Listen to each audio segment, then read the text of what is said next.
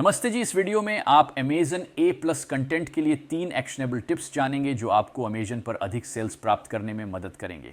और इस वीडियो में मेरे साथ हैं एम्मा तामीर, जो मार्केटिंग बाय एम्मा की को फाउंडर हैं। उनकी फर्म अमेजन सेलर्स के लिए कॉपीराइटिंग में स्पेशलाइजेशन रखती है और अमेजन सेलर्स के लिए बेमिसाल लिस्टिंग्स बनाती है और बहुत सारी अन्य शानदार चीज़ें भी करती हैं। तो एम्मा, क्या आप खुद का परिचय हमसे करा सकती हैं? और हाँ, चलिए शुरू करते हैं। फिर से आपका स्वागत है। मुझे फिर से वीडियो में बुलाने के लिए धन्यवाद बुआ। मैं इस वीडियो के लिए बहुत एक्साइटेड हूँ। तो ए प्लस कंटेंट, ये कुछ ऐसा है जिसके बारे में हम काफ़ी समय से रिकॉर्डिंग की बात कर रहे थे।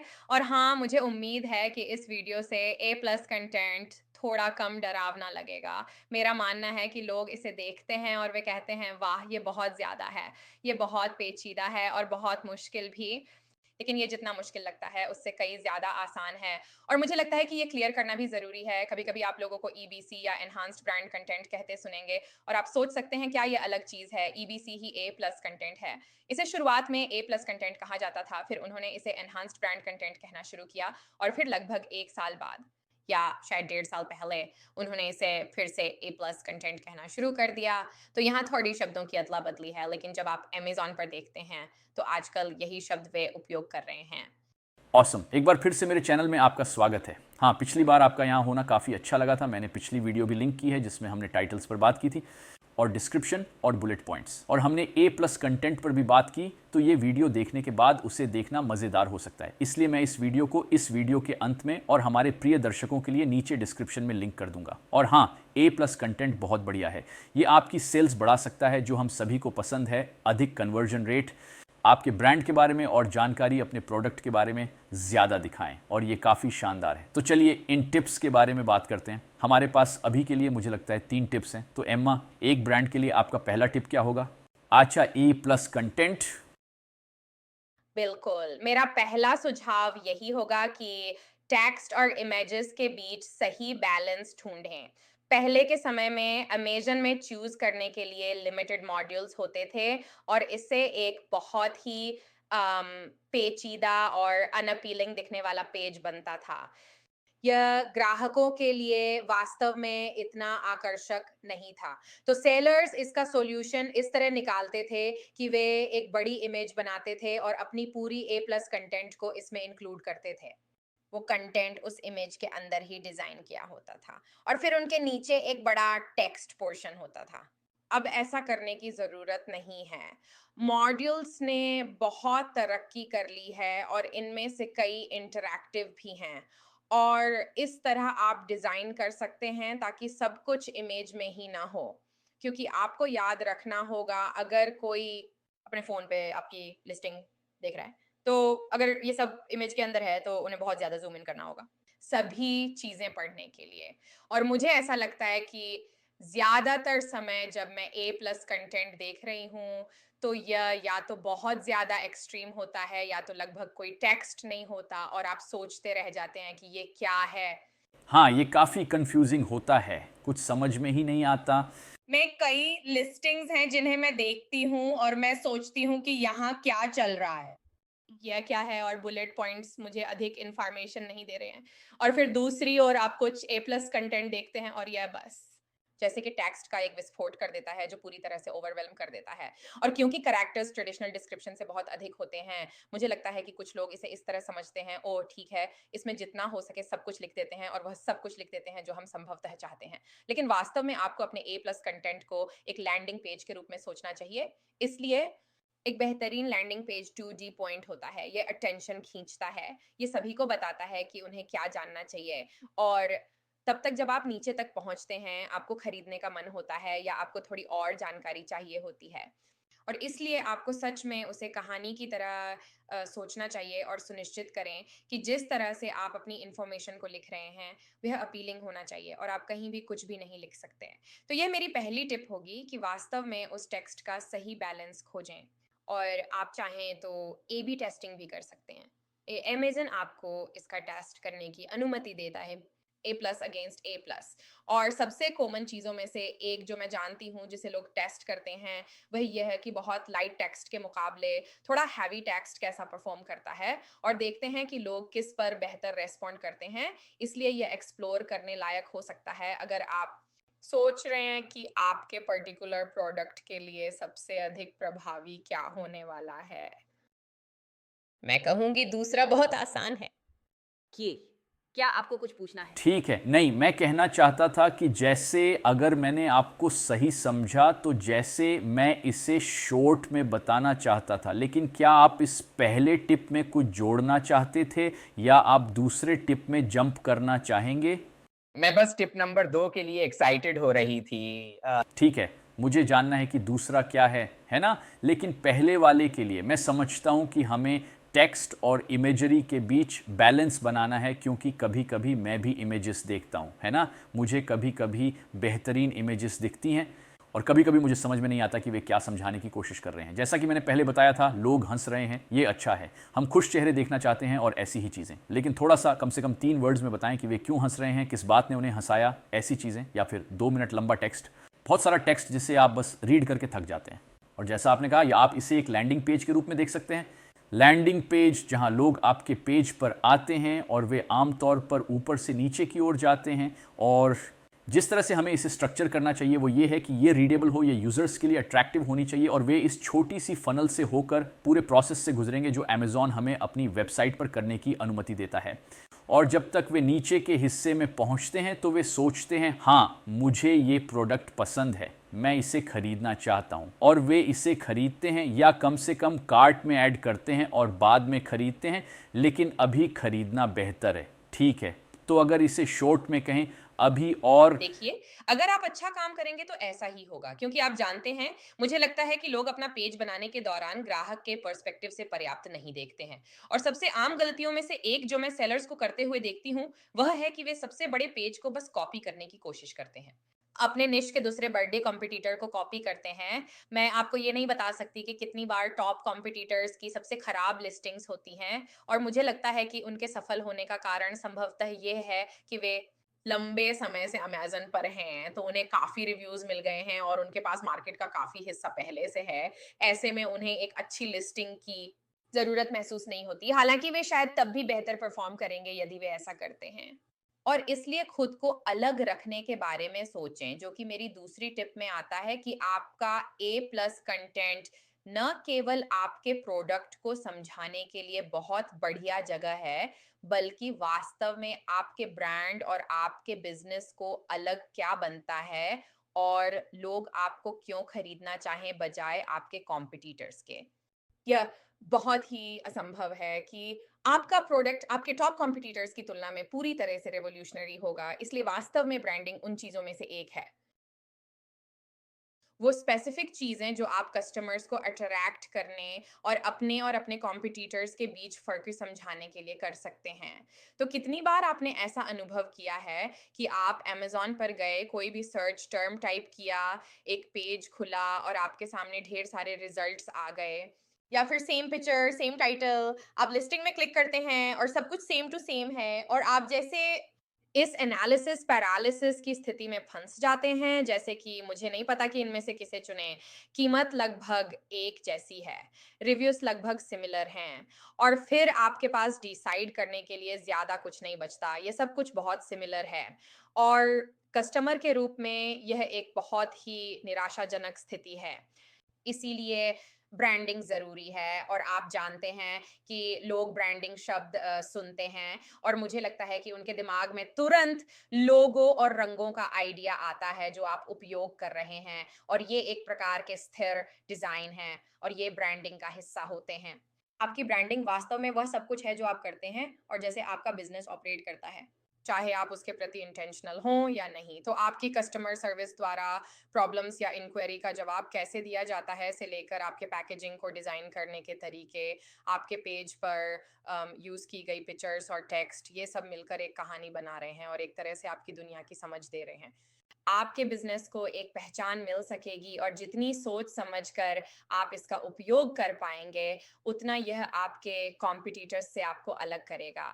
भले ही आप एक ही प्रोडक्ट बेच रहे हों, और इसलिए आप वास्तव में एक स्पेसिफिक निश पर ध्यान केंद्रित कर सकते हैं और कस्टमर्स को कुछ ऐसा दे सकते हैं जिससे वे जुड़ सकें और कह सकें, हाँ मुझे उनका काम और प्रोडक्ट पसंद है, मुझे पसंद है जो वे करते हैं। उनके प्रोडक्ट सेम ही हैं, लेकिन ये बहुत हटके है, इस बिजनेस में कुछ ऐसा है जिससे मैं कनेक्ट कर पाता हूँ। शायद मुझे उन पर अधिक भरोसा है या उनका सेंस ऑफ ह्यूमर अच्छा है। एक ऐसा ही ब्रांड है जो मुझे याद आता है, मुझे लगता है इसका नाम मिस्टर स्क्वाच है। उफ, शायद ये डॉक्टर स्क्वाच है, कुछ है। कुछ ऐसा ही। ये थोड़ा अलग हो सकता है। मैं आपको बाद में कॉन्टैक्ट करूँगी और इसका लिंक भेजूँगी, जिसे आप एग्ज़ाम्पल के रूप में डिस्क्रिप्शन में डाल सकते हैं। डॉक्टर स्क्वाश मुझे लगता है कि यही नाम है। ये हैंडमेड सोप है, जो स्पेसिफिकली मेल्स के लिए टारगेटेड है और उनका लोगो एक पाइप स्मोक करता बंदर है या फिर बिगफुट जैसा कुछ और पाइप से बबल्स निकल रहे हैं। और यह एक बहुत ही प्लेफुल ब्रांडिंग है। आप जानते हैं उनके बुलेट्स और उनके ए प्लस कंटेंट में उनके पास एक सेंस ऑफ ह्यूमर की फीलिंग है और वे बुरे तरीके से नहीं लेकिन जेंटली बड़े ही स्टीरियोटिपिकल और सरकास्टिक तरीके से मैस्कुलिनिटी को पोर्ट्रे करते हैं। कैसे आप आमतौर पर मेंस सोप के बारे में लिखते हैं और आप जानते हैं कि आपका व्यूअर कौन है या ये किस प्रकार के लोगों को पसंद आएगा। ऐसे लोग पसंद करेंगे जो इस पॉजिटिवली देखते हैं और जाहिर है हर कोई उससे इतना डीपली रिलेट नहीं कर सकता, लेकिन जब आप इस देखेंगे और ये आपको एक्साइट करता है तो ये कुछ खास होता है। यह उन छोटे पॉइंट्स में से एक होने जा रहा है जिसे आप कस्टमर के रूप में उपयोग करेंगे। ये ब्रांड मुझे मुस्कुराने पे मजबूर करता है, जानते हैं। ये ब्रांड खुद को बहुत सीरियसली नहीं लेता और मुझे जो कुछ वे कर रहे हैं पसंद है, भले ही आप जानते हैं मेरा मतलब है साबुन तो साबुन ही है। साबुन में कोई रेवोल्यूशनरी बात नहीं है, आप जानते हैं मेरा मतलब है इसमें अलग-अलग इंग्रेडिएंट हो सकते हैं, अलग-अलग मैन्युफैक्चरिंग प्रोडक्ट हो सकते हैं, लेकिन जब इसे देखा जाए तो आज हम जो साबुन उपयोग कर रहे हैं, वह पुराने साबुन से बहुत अधिक अलग नहीं है। आप जानते हैं जब लोग अपने घर पे अपना साबुन बनाते थे 100 साल पहले। तो ब्रांडिंग के इस हिस्से का उपयोग करना वास्तव में बहुत वैल्यूएबल है और ए प्लस कंटेंट वह जगह है जहां आप इसे वास्तव में ग्रो करवा सकते हैं। आप इसे अपने प्रोडक्ट की पिक्चर्स और बुलेट्स में कर सकते हैं, लेकिन चूंकि आपके बुलेट्स को छोटा और इम्पैक्टफुल होना चाहिए, इसलिए आप जो कुछ कर सकते हैं उसमें थोड़ी लिमिटेशन है। उस आप कौन हैं सवाल पर काम करें और आपका ए प्लस कंटेंट आपको सिर्फ प्रोडक्ट के बारे में ही नहीं बल्कि आपके ब्रांड के बारे में भी बात करने की जगह देता है। तो अगर आपके पास कुछ ऐसा है जो वास्तव में आपको अलग बनाता है, चाहे वो आपके ब्रांड का मकसद हो जिसे आप गहराई से मानते हो या कोई बहुत अच्छी कहानी जो आप शेयर करना चाहते हो या स्पेशल मैन्युफैक्चरिंग प्रैक्टिसेस या यह फैक्ट कि आप फैमिली बिजनेस हैं, इनमें से कोई भी डिटेल्स बहुत हेल्पफुल होंगी। ये शेयर करने लायक है क्योंकि यह कस्टमर्स को एक ऐसा ह्यूमन टच देता है जिससे वे रिलेट कर सकते हैं और कनेक्शन बना सकते हैं, जो केवल प्रोडक्ट पर फोकस्ड नहीं है।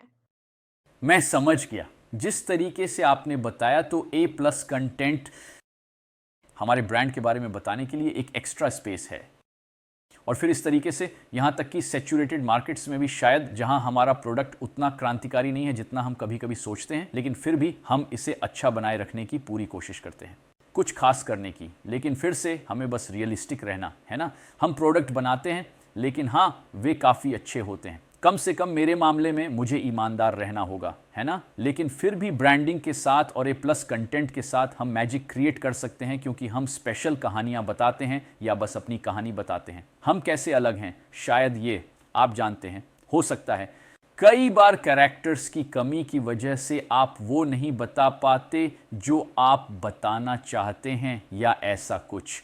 तो ए प्लस कंटेंट में हमारे पास इसके लिए बहुत सारा स्पेस है और फिर हम वास्तव में इस टॉपिक पर डिटेल से बात कर सकते हैं।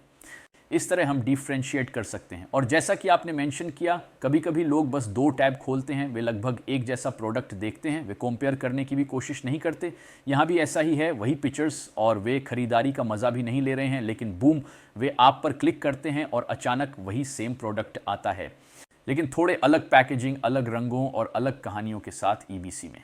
ये उन्हें महसूस कराता है ना। यही बात है, ये उन्हें स्क्रीन देखते समय भी कुछ महसूस कराता है और ये बहुत लेजिट है, ये अच्छा है। वे देख सकते हैं, वे कुछ तरह के इमोशन से कनेक्ट कर सकते हैं।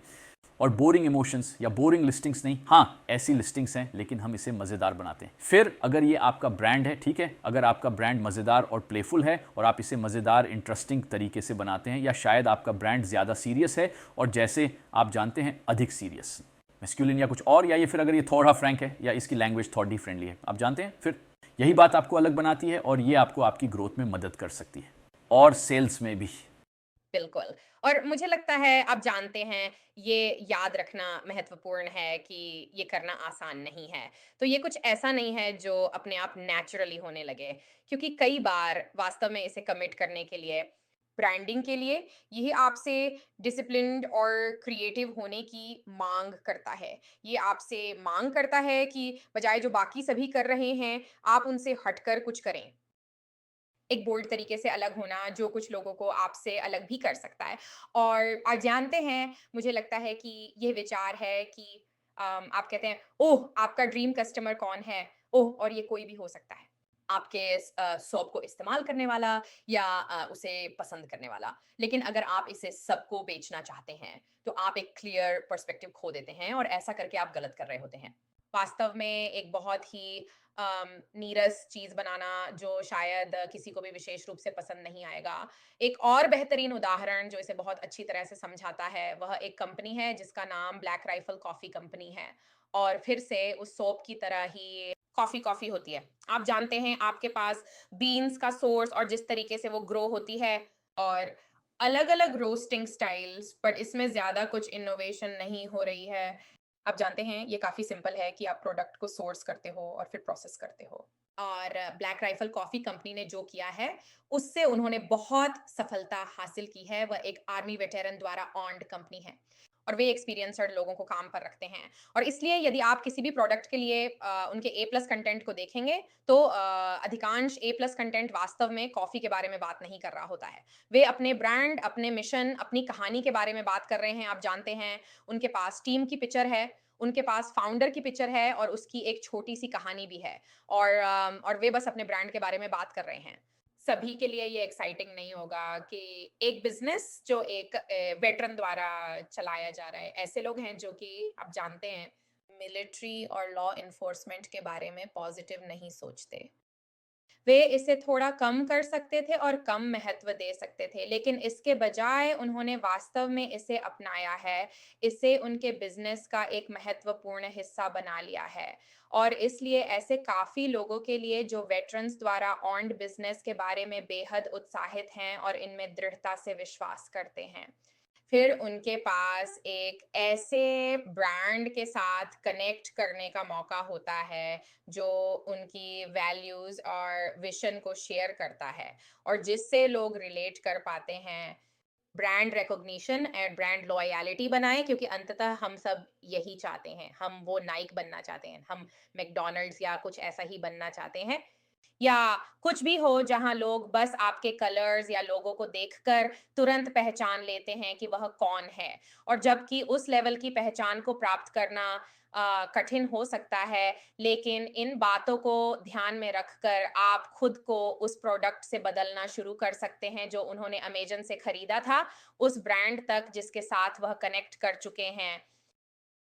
हाँ, सुनने में समझदारी लगती है। इसके अलावा ऑथेंटिसिटी भी अच्छी है।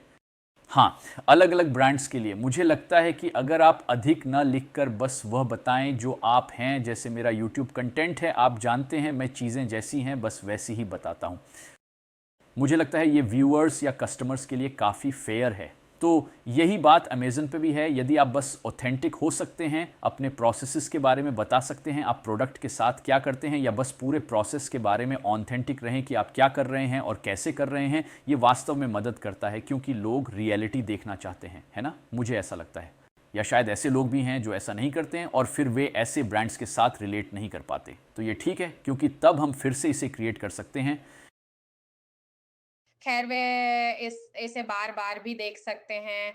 मुझे लगता है कि उन्हें लगता है कि लोग कस्टमर्स को उतना क्रेडिट नहीं देते जितना उन्हें देना चाहिए, और इस तरह के बहुत से लोग चालाक या बस कपटी दृष्टिकोण वाले लोगों को नहीं सराहते। ये क्लियर है कि लोग इसे देख सकते हैं और फिर भी आपसे खरीद रहे हैं। अगर आपके पास कुछ ऐसा है जिसके बहुत सारे रिव्यू हैं, या प्राइस जस्टिफाइड है, या किसी जानकार व्यक्ति ने रेकमेंड किया है, लेकिन आपके पास वही सेम इम्पैक्ट नहीं होगा जैसा कि आपके पास होता अगर आप वास्तव में इंटेंशनल और थॉटफुल हैं, इस बारे में सोच समझ कर कार्य करें। ताकि यह आपके बिजनेस और ब्रांड के रूप में आपके साथ मेल खाता हो। मैं सहमत हूं, मैं आपसे सहमत हूं एम्मा। और आपके हिसाब से तीसरा पॉइंट क्या होगा? हाँ, आपका तीसरा पॉइंट क्या है? मेरा तीसरा पॉइंट थोड़ा और टैक्टिकल है। हम पहले दो पॉइंट्स के साथ थोड़े और थ्योरेटिकल रूप से बात कर चुके हैं।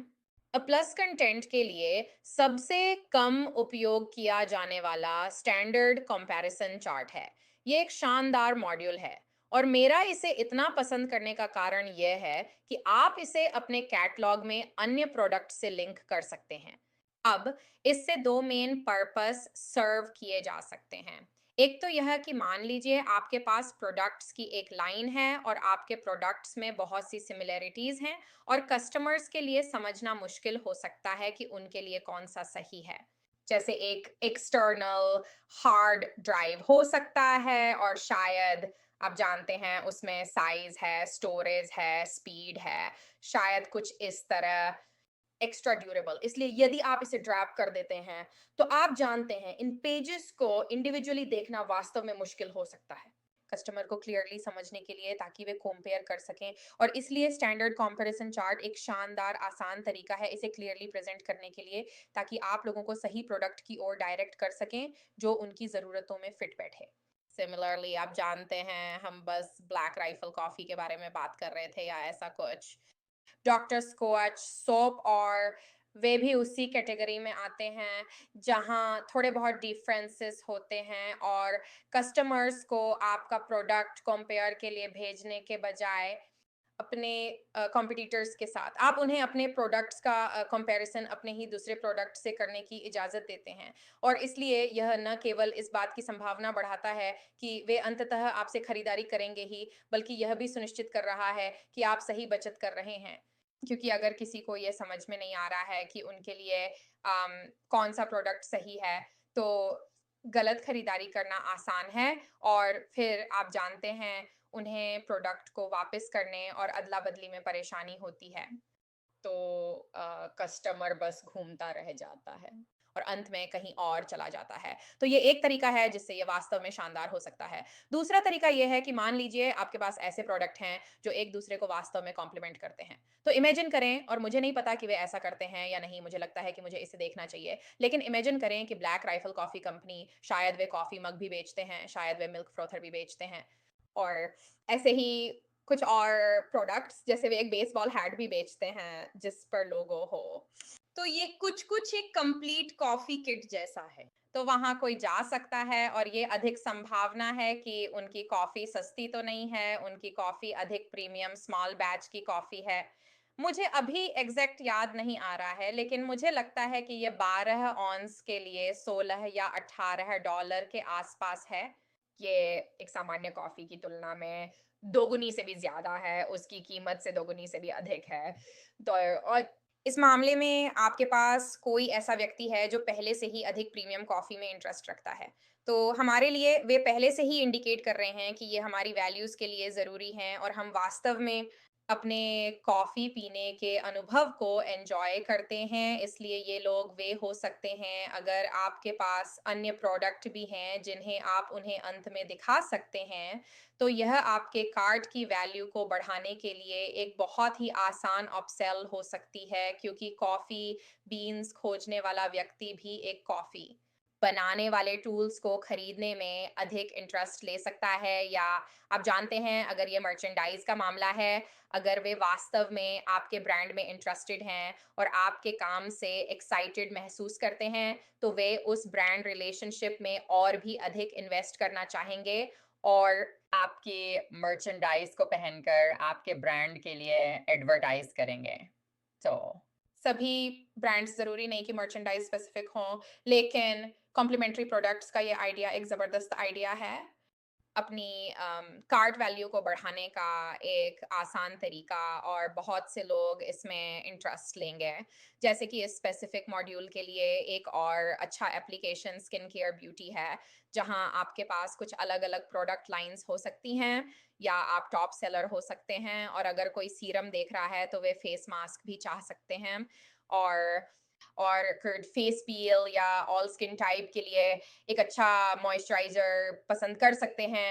और इसलिए अगर उन्होंने पेज के अंत तक अपना ध्यान बनाए रखा है और वे इस प्रोडक्ट में इंटरेस्ट रखते हैं, तो आपके पास वह करने की अपॉर्चुनिटी है।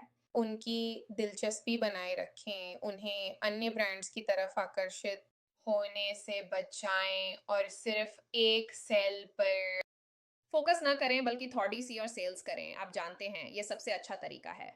कुछ सेल्स। सही। तो अगर मैंने सही समझा तो पहली चीज़ जो आपने मेंशन की वो था कंपैरिजन चार्ट, जहां आप बायर के लिए परचेस को आसान बना सकते हैं। अगर हमारे पास कुछ प्रोडक्ट्स हों तो हम परचेस को उनके लिए आसान बना सकते हैं, जैसे साइज़ या मटेरियल को कंपेयर करके, जो उन्हें पर्टिकुलरली पता नहीं हो सकता कि उनके लिए क्या अच्छा है। लेकिन कंपैरिजन चार्ट में आप उन्हें समझा सकते हैं, जो संभवतः नेगेटिव रिव्यूज़ को भी आने से रोकेगा, या शायद रिटर्न या कस्टमर के मैसेज जैसे अरे मैंने गलती से ये खरीदा। तो हमारे ब्रांड का कंपैरिजन चार्ट कस्टमर के लिए इसे आसान बना देता है। फिर से अगर हम इसका उपयोग करें तो उनके लिए इसे परचेस करना आसान हो जाएगा, और फिर इससे हमें ज़्यादा रिव्यू मिलेंगे। ये हमें बुरे रिव्यूज़ से बचा लेगा, क्योंकि एक बुरा रिव्यू ऐसा है जैसे जो 10-12 पॉजिटिव रिव्यूज़ और स्टार रेटिंग की वैल्यू को भी ज़ीरो कर देता है, अगर हम इस एस्पेक्ट की बात करें।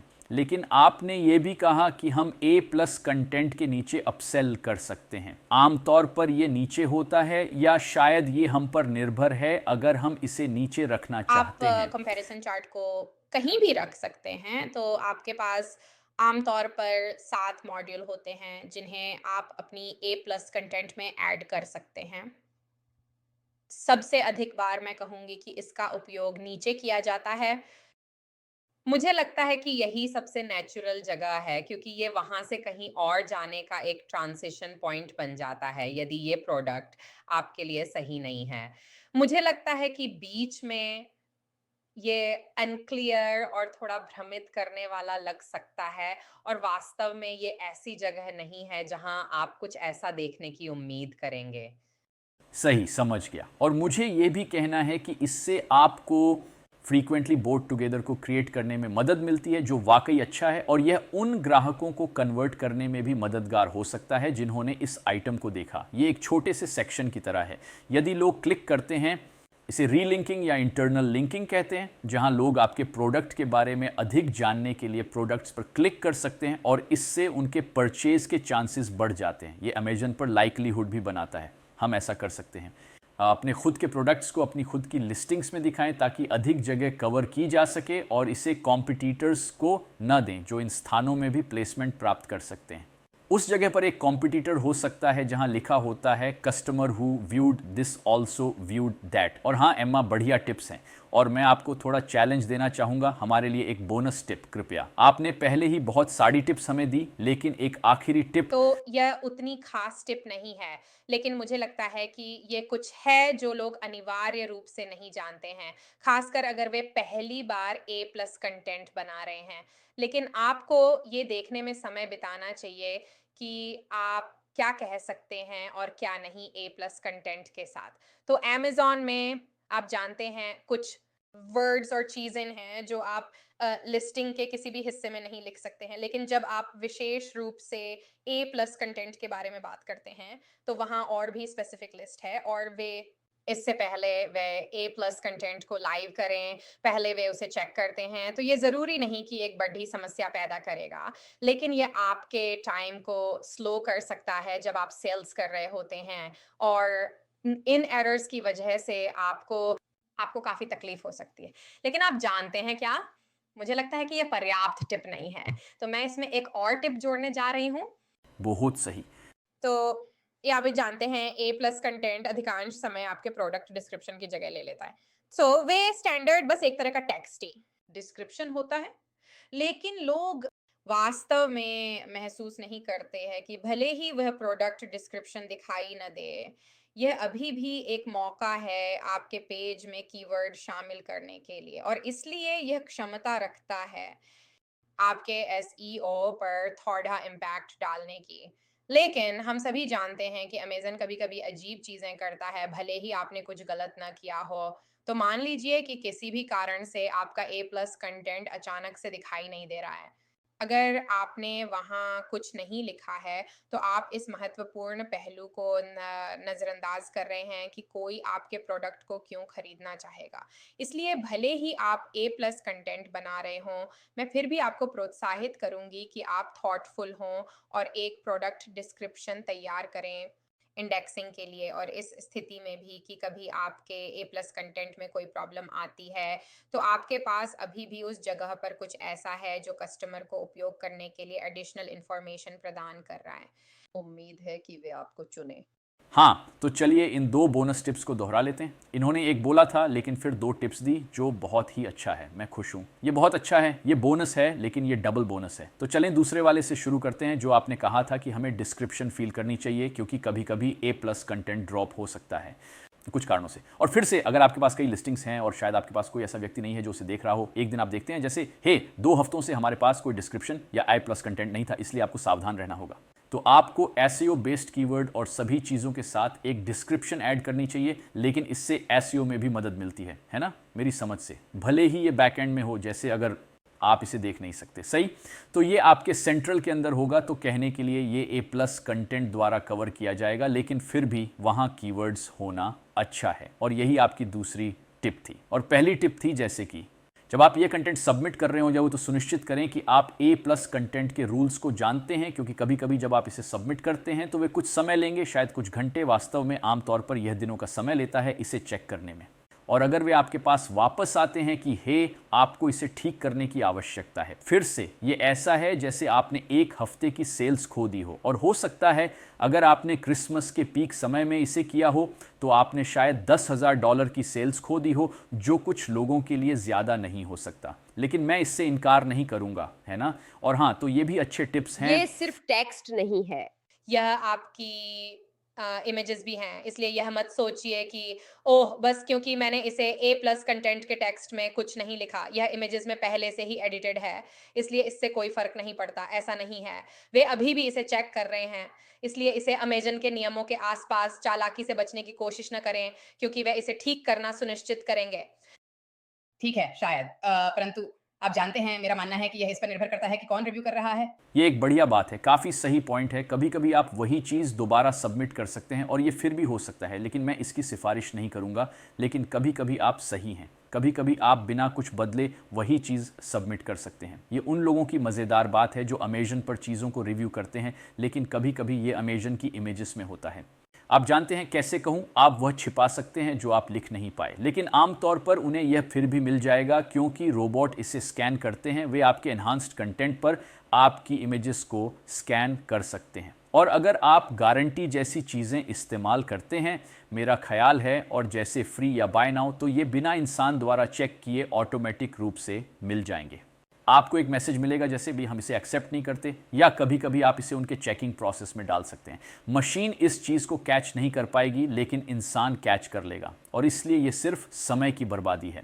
मुझे व्यूअर्स को ये भी कहना है कि एम्मा जो कंटेंट क्रिएट करती हैं, ए प्लस कंटेंट और साथ ही बुलेट्स, डिस्क्रिप्शन, टाइटल, मैं नीचे डिस्क्रिप्शन में उनकी सर्विसेज के लिए एक एफिलिएट लिंक दे दूंगा। एफिलिएट लिंक का मतलब है कि अगर आप कभी एम्मा और मार्केटिंग बाय एम्मा के साथ बिजनेस करते हैं तो मुझे उसके लिए थोड़ा कमीशन मिलेगा। तो इसमें आपका कोई एक्स्ट्रा खर्च नहीं है, लेकिन इस तरह आप मेरे फ्री कंटेंट को सपोर्ट कर सकते हैं, या आप मेरा लिंक इस्तेमाल ना भी करें, सीधे एम्मा से बात कर लें। लेकिन हाँ, ये अच्छा हो सकता है, मैं इसकी सराहना करता हूं। और हाँ एम्मा, मेरा मतलब है अगर आपके पास कुछ और मिनट हैं तो शायद आप हमें 2021 के लिए कोई शुभकामना दे सकें। ओह! हाँ, क्यों नहीं? आप जानते हैं, मैं ऐसा सोचती हूँ।